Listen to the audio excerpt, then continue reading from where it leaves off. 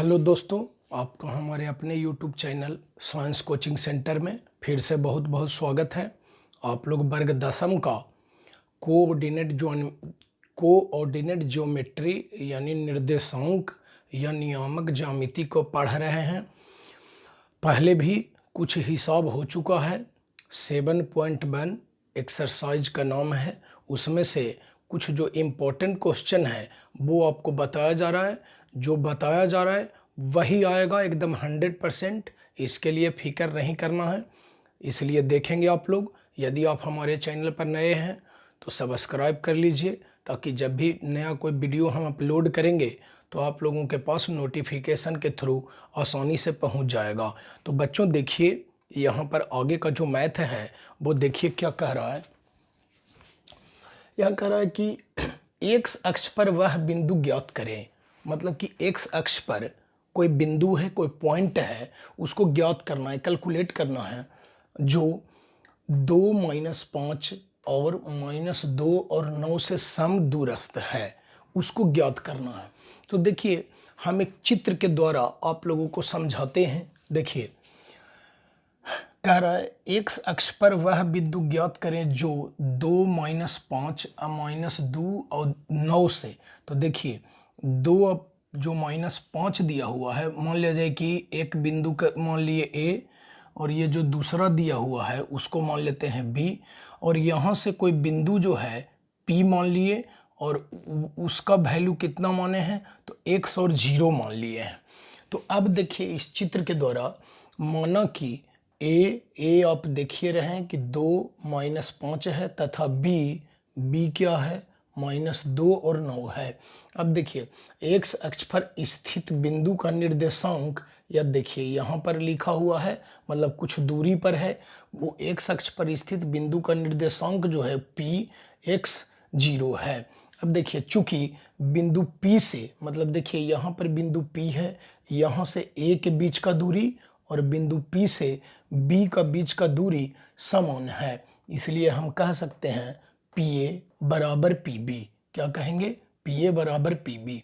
अब देखिए बच्चों, यहाँ पर दोनों तरफ वर्ग करने पर, इतना के बाद आप जितना भी हिसाब पढ़ोगे लगभग में सब में ये रहेगा दोनों तरफ वर्ग करने पर। ये वर्ग क्यों करते हैं?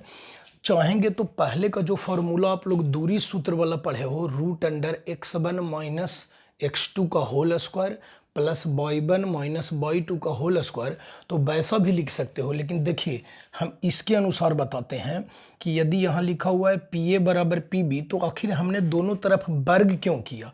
तो देखिए, अगर इधर के फार्मूला अगर लिखते हैं तो यहाँ पर हो जाएगा x1 - x2 का होल स्क्वायर प्लस फिर हो जाएगा y1 - y2 का होल स्क्वायर लिखते हैं।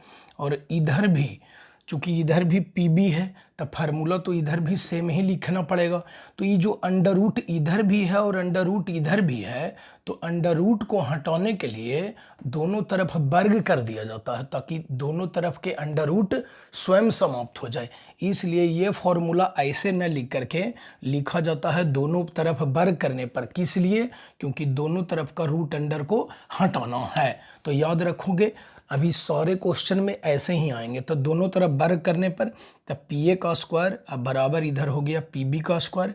अब देखिए PA, अब स्वयं सोचिए कि PA है और A ये है, तो देखिए PA जब है तो हम कैसे करेंगे? PA है तो देखिए, ये हो गया x1, ये हो गया y1, ये हो गया x2, ये हो गया y2। तो देखिए x1 - x2, तो x माइनस देखिए यहाँ पर हो गया 2, इसका होल स्क्वायर प्लस, अब देखिए क्या होता है, y1 - y2, तो देखिए y1 यानी हो गया 0 अब माइनस y2, तो यहाँ भी माइनस है, तो माइनस माइनस देखिए हो गया प्लस के होल स्क्वायर, बराबर है तो बराबर। अब ऊपर पट्टी चलते हैं, देखिए है PB का स्क्वायर, मतलब P का मान ये हो गया, अब B का मान ये हो गया।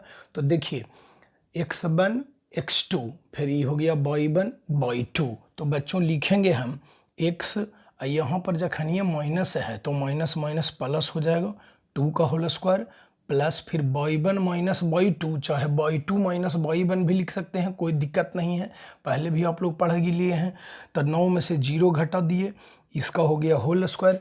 अब देखिए ये a माइनस बी का होल स्क्वायर पर तोड़े तो A square minus 2ab plus B square अब प्लस 5 का स्क्वायर करेंगे 25 हो गया।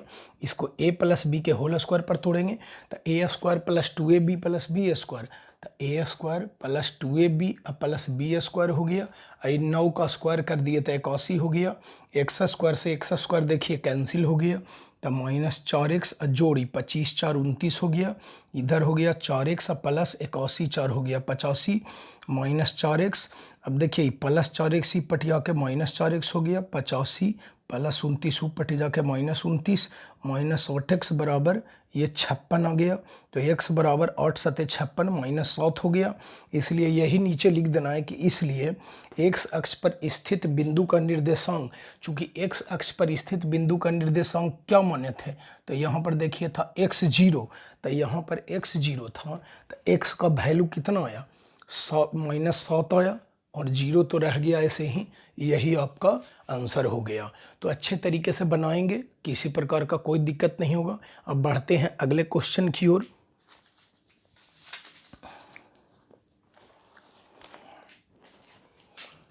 अच्छे से उतार लीजिएगा वीडियो को पॉज करके।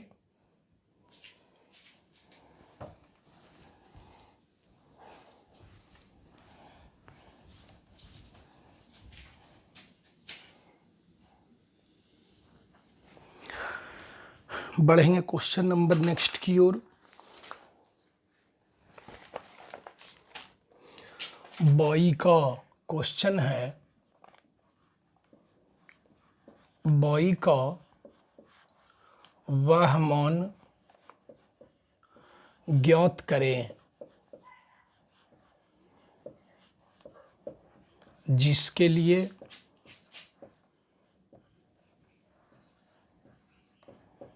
बिंदु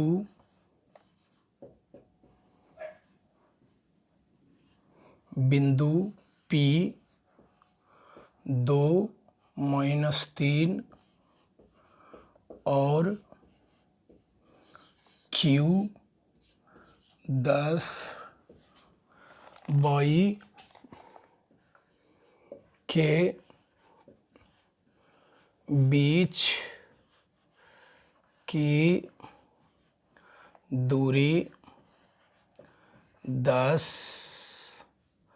मात्रक है।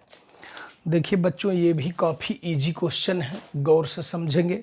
देखिए यहाँ पर कैसे बनेगा। यहाँ कह रहा है बाई का वह मान ज्ञात करें जिसके लिए बिंदु P ये दिले है और Q, मतलब एक लाइन के द्वारा आप समझिए अच्छी तरीका से। देखिए एक लाइन खींच देता हूँ। यहाँ पर एक बिंदु हो गया P, यहाँ पर एक बिंदु हो गया Q। P का मान दिया हुआ है देखिए 2 माइनस 3, Q का मान दिया हुआ है 10 बाई।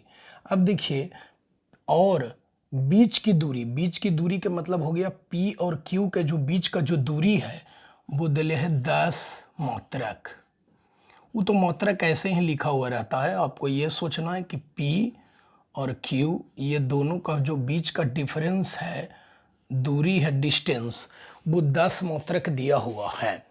कैसे बनाना है देखिए बिल्कुल इजी है। देखिए सबसे पहले लिखेंगे दिया हुआ है। क्या दिया हुआ है भाई? जो दिया हुआ है लिख लेंगे। देखिए P 2 माइनस 3 तथा Q दिया हुआ है 10 बाई। अब देखिए और क्या दिया हुआ है, चूंकि P और Q के बीच की दूरी, यह भी क्वेश्चन में दिया हुआ है, दूरी बराबर है 10 मात्रक। ये दिया हुआ है, क्वेश्चन में ही दिया हुआ है। तो देखिए फिर से हम लिखेंगे दूरी सूत्र से। तो दूरी सूत्र से मतलब कि P और Q के बीच का दूरी निकालना है। तो हम लिखेंगे PQ बराबर पी क्यू बराबर, अब बच्चे ये आप लोग जानते हो कि रूट अंडर अगर हम करेंगे, देखिए ऐसे करके भी हम लिख सकते हैं, लेकिन वो बड़ा हो जाएगा। इसको हम लोग लिखेंगे x1 माइनस x2 के whole square plus y1 minus y2 के होल स्क्वायर, या लिखेंगे x2 minus x1 plus y2 minus y1 का होल स्क्वायर लिखेंगे। तो ये अंडर रूट को सोल्व करना पड़ेगा, है ना। तो इसको क्या करना है ना कि इसको सीधे खाली वर्ग कर देना है, इसको वर्ग कर देंगे। देखिए इधर भी वर्ग हो गया जैसा कि इधर बताए थे। अब देखिए क्वेश्चन में ही पी क्यू बराबर, मतलब पी और क्यू के बीच का दूरी कितना दिया हुआ था, पी और क्यू के बीच का दूरी 10 दिया हुआ था। ये स्क्वायर क्यों किए, अंडर रूट को हटाने के लिए किए हैं, याद रखेंगे ये। तब पी क्यू का स्क्वायर है, तब आप स्वयं सोचिए कि पी क्यू है तो ई वाला और ये वाला है, तो आप लिख सकते हो या तो ये हो गया x1, ये हो गया y1, ये हो गया x2, ये हो गया y2।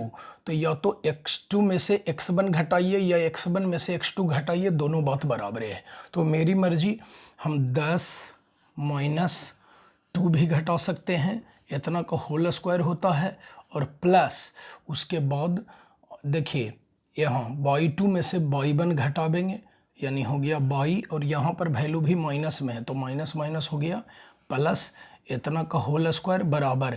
और जब इधर वर्ग किए हैं तो इधर का भी वर्ग हो जाएगा, यानी दोनों तरफ वर्ग करना है, यानी 10 के स्क्वायर हो जाएगा 10 के 100। अब इसको सोल्व कर दीजिए, 10 में से 2 गया, इधर हो गया 8, तो 8 का स्क्वायर प्लस इसको a प्लस बी के होल स्क्वायर पर तोड़ेंगे तो ए स्क्वायर प्लस 2ab, तो 2 गुना बाई गुना 3, यानी 3 दूनी 6 बाई, अब प्लस बी स्क्वायर, तो 3 का स्क्वायर 9, और प्लस 100 इधर आके हो जाएगा माइनस 100 कर दीजिए इसको। अब देखिए 8 का स्क्वायर हो गया यहाँ पर 64, प्लस बाई स्क्वायर अब प्लस 6 बाई, या उधर ही रहने दीजिए इसको, ऐसे भी इसको 8 8 64 को वही पट्टी ले जाएंगे, और प्लस 9 बराबर 100। अब देखिए 64 9 हो जाएगा 73, यानी 73 plus by square plus 6 by बराबर 100।